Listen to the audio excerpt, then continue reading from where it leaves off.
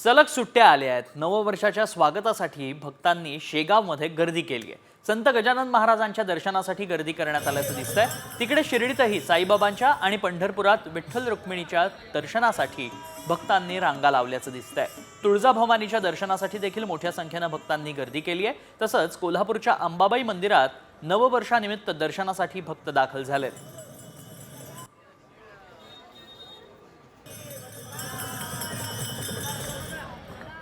सलग सुट्ट्या आल्या आहेत। नववर्षाच्या स्वागतासाठी भक्तांनी शेगावमध्ये गर्दी केली आहे। संत गजानन महाराजांच्या दर्शनासाठी गर्दी करण्यात आल्याचं दिसतंय।